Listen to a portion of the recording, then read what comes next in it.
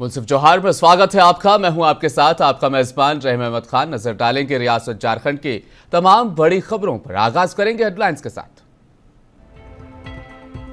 PM Modi का झारखंड दौरा, खूंटी से अर्जुन मुंडा, सिंहभूम से गीता कोड़ा को जिताने की अपील की।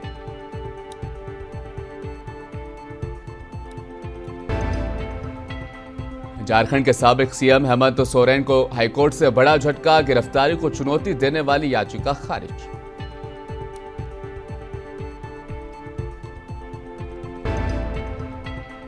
और जमशेदपुर में इंडिया अलायंस के उम्मीदवार समीर कुमार महंती ने किया नामांकन। सीएम चंपई सोरेन ने कहा 14 की 14 लोकसभा सीट पर इंडिया की जीत पक्की। वहीं कोडरवा लोकसभा सीट से बीजेपी की उम्मीदवार अन्नपूर्णा देवी ने किया नामांकन। बाबूलाल मरांडी सहित कई बड़े नेता रहे शामिल।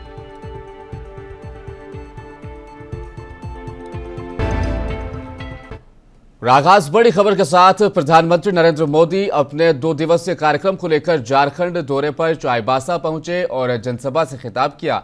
पीएम मोदी ने अपने खिताब के आगाज में बिरसा मुंडा को नमन किया। उन्होंने कहा कि भाजपा और झारखंड का रिश्ता दिल का है। झारखंड के लोगों की भावनाओं को अगर कोई समझता और सुलझाता है तो वो सिर्फ और सिर्फ भाजपा ही है। उन्होंने कहा कि झारखंड को अटल जी ने बनाया। आरक्षण पर भी पीएम मोदी ने कहा कि संविधान का कोई हाथ संविधान को लगा नहीं सकता। कोई दलितों, ओबीसी और आदिवासियों के आरक्षण को छीन भी नहीं सकता। अति पिछड़े आदिवासी भाई बहनों की जिंदगी बदल रही है। विकसित भारत वाली मोदी की गारंटी की गाड़ी कहां से शुरू हुई? यहां झारखंड के खूंटी से। और इसलिए ही तो मैं कहता हूं झारखंड और भाजपा का दिल का नाता है, दिल का। साथियों, पीएम मोदी के साथ मंच पर भाजपा के प्रदेश अध्यक्ष बाबूलाल मरांडी भी मौजूद रहे। उन्होंने जनसभा से कहा खूंटी से अर्जुन मुंडा, सिंहभूम से गीता कोड़ा को वोट देकर विजयी बनाए और दिल्ली में पीएम मोदी को मजबूत बनाए। साथ ही उन्होंने साबिक सीएम हेमंत सोरेन पर भी निशाना साधा। ने हाई कोर्ट ने मोहर लगाया कि हेमंत सोरेन की गिरफ्तारी वाजिब है, क्योंकि उन्होंने इस राज्य में गड़बड़ किया था, सत्ता का उन्होंने दुरुपयोग किया था। आज वही लोग सत्ता में यहाँ बैठे हुए, उन्हीं लोगों के साथ हम सब लोगों की लड़ाई है। और साथ ही मैं इतना जरूर कहूँगा, क्योंकि कांग्रेस पार्टी हो, झारखंड मुक्ति मोर्चा हो, ये लोग झारखंड के भी विरोधी है और ये लोग विकास के भी विरोधी है। इसलिए आप देखें कि इन लोगों के कालखंड में झारखंड भी नहीं बना। इन लोगों के शासन के कालखंड में 50-55 साल तक कांग्रेस ने देश में राज किया था, लेकिन झारखंड की गांवों तक सड़कें भी नहीं पहुंची थी, घरों तक बिजली भी नहीं पहुंचा था। जब भारतीय जनता पार्टी की सरकार बनी, देश के प्रधानमंत्री नरेंद्र मोदी जी बने, तो आज गांवों तक सड़क भी पहुंच गया, घरों तक बिजली भी पहुंच गया और देश में गरीबों को आज भोजन की भी देश के प्रधानमंत्री चिंता कर रहे हैं। और इसीलिए मैं कहूं, नरेंद्र मोदी के झारखंड दौरे की शुरुआत चाईबासा में चुनावी सभा से हो चुकी है। चुनावी सभा के बाद अब वे रांची में एक रोड शो करेंगे। किस तरह की तैयारियां फिलहाल रांची में चल रही है, इसको लेकर हमारे नुमाइंदे अनवर हुसैन ने खास तफसीली रिपोर्ट भेजी। रियासत झारखंड में भी इंतखाबी माहौल अपने शबाब पर है। मैं अभी बीजेपी ऑफिस के बाहर हूं। आप देख सकते हैं यहां पर बीजेपी ऑफिस के बाहर किस तरह साज सज्जा किया गया है और महिला कार्यकर्ता भी हैं। बताते चले कि आज वज़ीर आज़म नरेंद्र मोदी झारखंड के दो रोज़ा दौरे पर आ रहे हैं। वो रांची में आज रोड शो करेंगे और यहाँ से बीजेपी प्रत्याशी संजय सेठ की हिमायत में जनता से वोट देने की अपील करेंगे। बताता चलूँ कि पीएम का 2 रोज़ा दौरा आज चाईबासा से शुरू हुआ। पार्टी के प्रत्याशी गीता कोड़ा के समर्थन में एक चुनावी सभा को संबोधन किया और लोगों से पार्टी प्रत्याशी को भारी मतों से जिताने की अपील की। आप देख सकते हैं रोड की तरफ किस तरह सिक्योरिटी का पुख्ता इंतज़ाम किया गया है, बैरिकेड लगाया गया है ताकि किसी तरह का कोई मसला दरपेश ना हो। सिक्योरिटी का पुख्ता इंतज़ाम किया जा रहा है। कार्यालय के बाहर देख सकते हैं किस तरह पार्टी कार्यकर्ताओं का जमावड़ा है और रांची में रोड शो करने के बाद वो यहाँ से सुबह पलामू के लिए रवाना हो जाएंगे। पलामू में पार्टी प्रत्याशी बीडी राम के समर्थन में चुनावी सभा को संबोधन करेंगे। उसके बाद फिर वो यहाँ झारखंड से प्रस्थान करेंगे। रांची से मुंसिफ टीवी के लिए मैं मोहम्मद अनवर हुसैन। वहीं बड़ी खबर से आपको आगाह कर दे, झारखंड के पूर्व सीएम हेमंत सोरेन को बड़ा झटका लगा है। कोर्ट ने उनकी गिरफ्तारी को चुनौती देने वाली याचिका को खारिज कर दिया है। वहीं दूसरी तरफ चाचा की मौत को लेकर 3 दिनों की अंतरिम जमानत देने से भी इनकार कर दिया है। हालांकि उन्हें सिर्फ अंतिम संस्कार में शामिल होने की छूट दी गई है, लेकिन मीडिया से बात नहीं करने की हिदायत भी दी गई।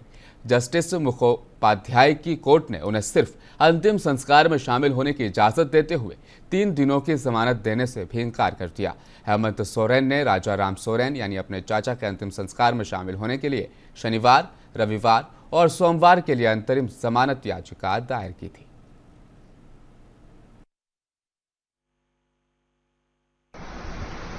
झारखंड के पूर्व मुख्यमंत्री हेमंत सोरेन की औपबंधिक जमानत याचिका पर आज झारखंड उच्च न्यायालय में माननीय न्यायमूर्ति रंगन मुखोपाध्याय की अदालत में सुनवाई हुई। सभी पक्षों को सुनने के उपरांत माननीय अदालत ने हेमंत सोरेन की याचिका को खारिज कर दिया है और किसी भी प्रकार का औपबंधिक जमानत देने से इनकार किया है। हेमंत सोरेन को पुलिस कस्टडी में ही अपने चाचा के श्राद्ध क्रम में 6 मई को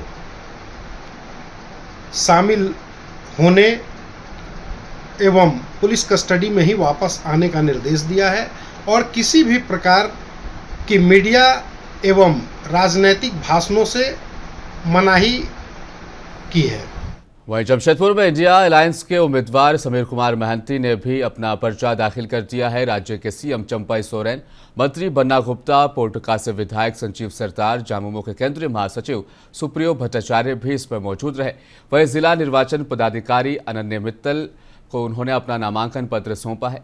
सीएम चंपई सोरेन ने इस मौके पर कहा कि 14 लोकसभा सीटों पर गठबंधन के प्रत्याशियों की ही जीत होगी। कोल्हान में मोदी के आने से भी कोई असर नहीं पड़ेगा।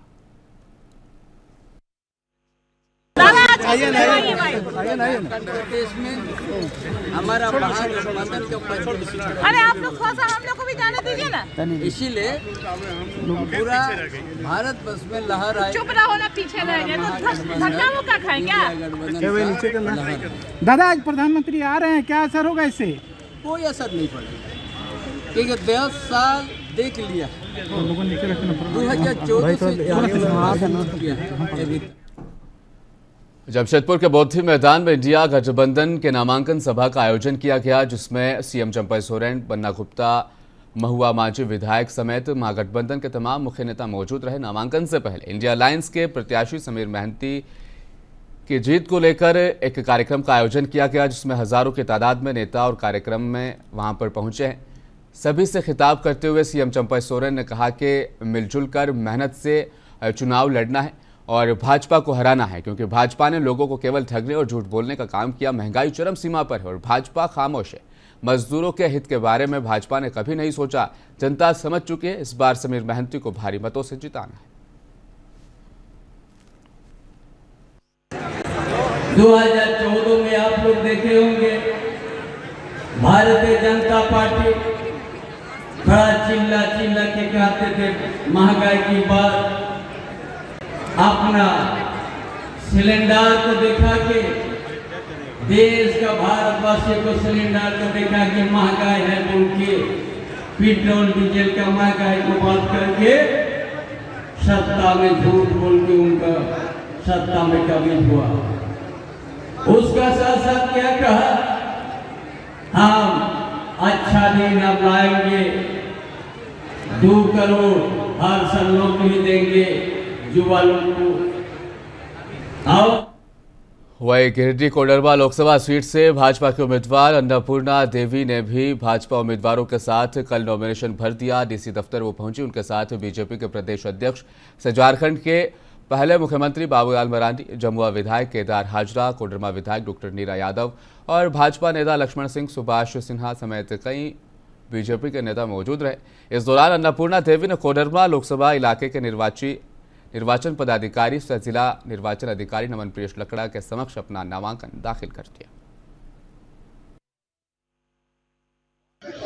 हम लोग तो प्रधानमंत्री जी के 10 वर्षों में जो विकास किया है उसी को लेकर के हम लोग जनता के बीच में जा रहे हैं। हमारे कार्यकर्ता भी जा रहे हैं, लेकिन जब इधर से उधर राहुल गांधी बोलेंगे तो फिर उसका जवाब तो जनता के बीच में देना ही पड़ेगा।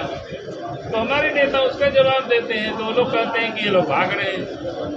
भाई वो विकास पर ही डिबेट कर लेना, क्या दिक्कत है? हम लोग तो चाहते हैं। कांग्रेस ने तो 55-60 साल तक राज किया, गांव तक सड़कें नहीं बनाई, क्या वो बात करेंगे? 30 साल से लगभग वही उस क्षेत्र के विधायक हैं, ये उनको ध्यान रखना चाहिए। और भारतीय जनता पार्टी हमेशा आदरणीय प्रधानमंत्री जी के नेतृत्व में जो 10 वर्ष आप देखेंगे तो उपलब्धि और विकास भरा है। और प्रधानमंत्री जी निरंतर आम जन के लिए काम कर रहे हैं और आने वाले समय में भी निश्चित रूप से आज जो विकसित भारत की बात हम करते हैं, विकसित भारत जब 2045 तक। वहीं साहिबगंज में लोकसभा चुनाव 2024 के मद्देनजर जिला निर्वाचन पदाधिकारी सह उपायुक्त हेमंत सती की क़यादत में तथा राजनीतिक दलों के जनप्रतिनिधियों की उपस्थिति में कलेक्ट्रेट स्थित ईवीएम वेयरहाउस को खोला गया। आपको बता दें, भारत निर्वाचन आयोग के निर्देश के मुताबिक राजनीतिक दलों के जनप्रतिनिधियों की मौजूदगी में ईवीएम वीवीपैट का वहां पर रेंडमाइजेशन संपन्न हुआ है, जिसके बाद राजनीतिक दलों के प्रतिनिधियों को सभी विधानसभा की एक एक प्रति भी उपलब्ध कराई गई। चतरा के पूर्व सांसद सह प्रधानमंत्री अटल बिहारी वाजपेयी की सरकार के केंद्रीय मंत्री नागमणि को 2014 के लोकसभा चुनाव में आचार संहिता उल्लंघन मामले में चतरा पुलिस ने गिरफ्तार कर लिया है और उन्हें अपने साथ ले गई।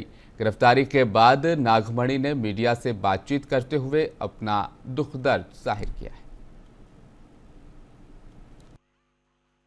किस मामले को लेकर गिरफ्तारी हुई? देखिए, टोटली गुंडागर्दी हुआ है।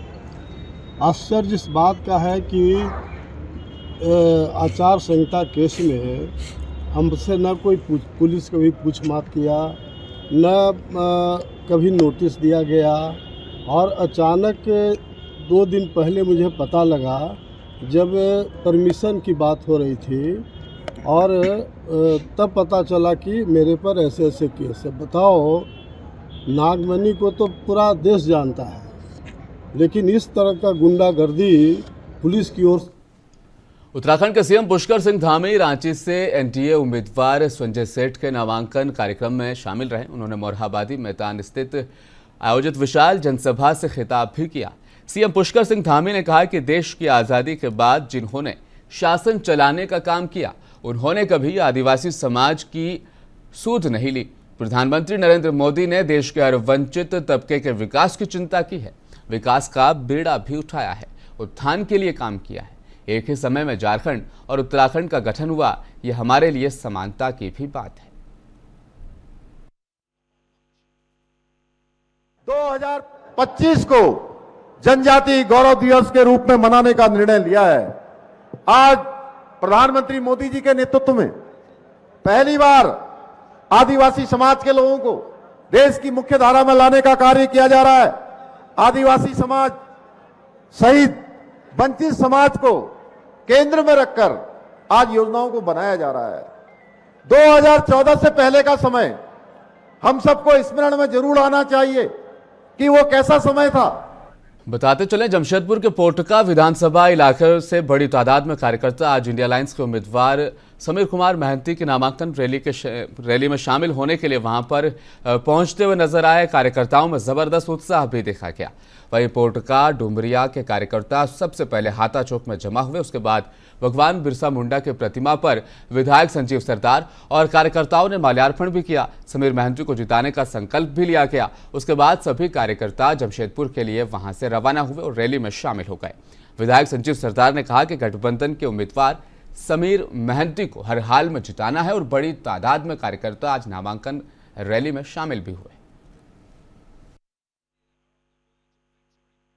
आज इंडिया गठबंधन के जो प्रत्याशी है हमारे इस पूर्वी सिंहभूम लोकसभा क्षेत्र के आदरणीय माननीय विधायक गोड़ागोड़ा के समीर महंती जी के आज इस कोटका विधानसभा क्षेत्र से आज काफ़ी संख्या से हज़ारों की संख्या से हमारे डुमरिया से सभी कार्यकर्ता एवं साथ में कोटका प्रखंड के सभी कार्यकर्ता और जमशेदपुर प्रखंड के सभी कार्यकर्ता हज़ारों की संख्या से आज उपस्थित दर्ज दे के आज वेस्ट बंगाल के जादवपुर लोकसभा सीट से टीएमसी उम्मीदवार सयानी घोष की हिमायत में INTTUC ने विशाल रोड शो किया। ये रोड शो गोरिया चौक से गोरिया स्टेशन जाकर संपन्न हुआ, जिसमें हजारों की तादाद में मजदूर और यूनियन के कारकुनान भी शामिल रहे। आपको बता दें, ये सीट अहम इसलिए भी हो जाती है कि मौजूदा वेस्ट बंगाल से सीएम ममता बनर्जी ने अपना सियासी करियर का आगाज इसी लोकसभा सीट से किया था। अब जबकि मिमी चक्रवर्ती के संसदीय पद से इस्तीफा देने के बाद ये सीट बंगाली एक्ट्रेस सयानी घोष के पाले में डाल दी गई है। रोड शो के दौरान INTTUC के 24 परगना के सदर शक्ति मंडल ने कहा, मजदूर हुकूमत बना भी सकती है और गिरा भी सकती है, लेकिन जिस तरह केंद्र सरकार मजदूरों के साथ नाइंसाफी कर रही है, इसका जवाब लोकसभा चुनाव के दौरान दिया जाएगा। इस वक्त हम गोड़िया बाजार के इलाके में हैं। आप देख सकते हैं कि ये तमाम जो अभी काफिला जो नज़र आ रहा है, ये TMC जादवपुर लोकसभा के उम्मीदवार जो सयानी घोष है उसके लिए ये तमाम लोग यहाँ पर इकट्ठा हुए हैं। आपको बता दें कि सयानी जो घोष है एक अभिनेत्री थी और उन्हें सियासत में 2021 में जब TMC के तरफ से आसनसोल दक्षिण में विधानसभा सीट से उन्हें उम्मीदवार बनाया गया था। हालांकि वहाँ उन्हें मिली थी, लेकिन इस बार फिर एक बार ममता बनर्जी ने जादवपुर लोकसभा सीट में उन्हें आजमाने की कोशिश की है।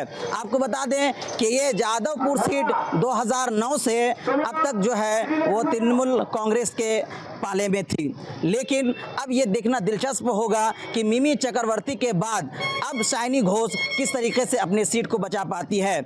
हम इस रैली में शामिल हैं, आपको हम दिखाना चाहेंगे कि किस तरीके से लोग यहाँ उमड़ पड़े हैं। जो विधायिका MLA हैं और फिरदौस बेगम, वो हमारे साथ मौजूद हैं, उनसे बात करना चाहेंगे। मैम, आज मिছিল में शरीक में आप बताएं सयानी घोष के बारे में किस तरह का आज के আমরা INTTUC পক্ষ থেকে সোনারপুর উত্তর বিধানসভার পক্ষ থেকে আমাদের একটা মহা মিছিল, যেটা গড়িয়া শীতল মন্দির থেকে আমাদের গড়িয়া স্টেশন পর্যন্ত সয়ানী ঘোষের মানে সমর্থনে আজকে আমাদের এই মহা মিছিল।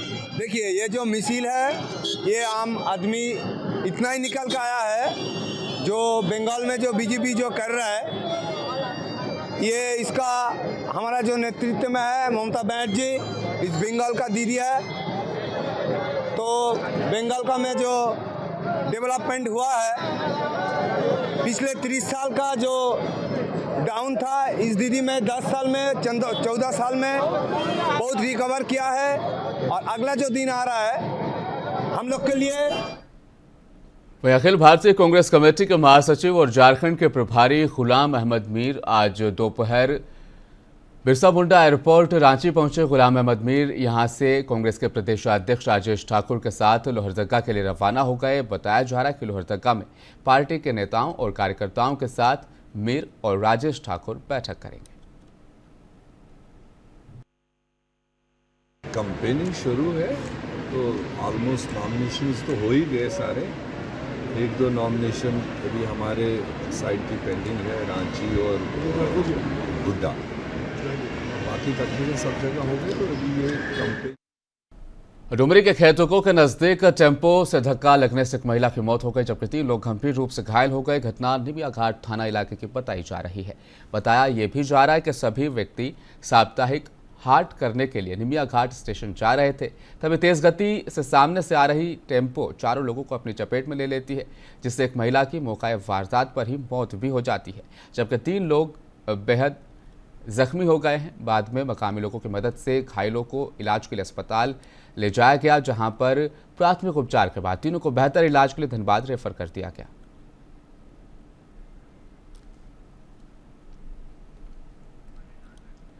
और डुमरी के निमिया घाट रेलवे स्टेशन में एक युवक रेलवे के हाईटेंशन तार के खंभे पर चढ़ गया, जिसके बाद करंट की चपेट में आने से बुरी तरह से वो झुलस गया और बाद में उसे आरपीएफ ने इलाज के लिए रेफरल अस्पताल भेज दिया है, जहां पर प्राथमिक इलाज के लिए धनबाद रेफर कर दिया गया।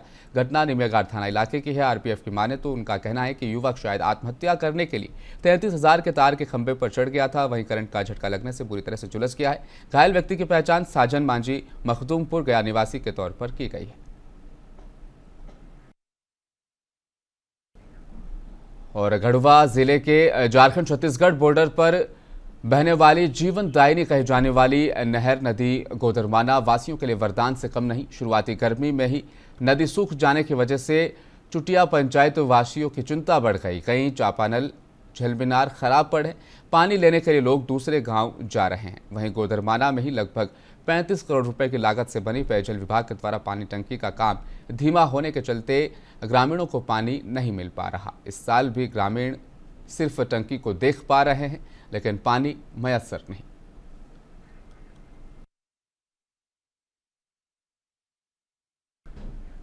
मुंसिफ जोहार में आज के लिए फिलहाल बस इतना ही। मज़ीद खबरों के लिए बने रहिए हमारे साथ, देखते रहें मुंसिफ टीवी न्यूज़।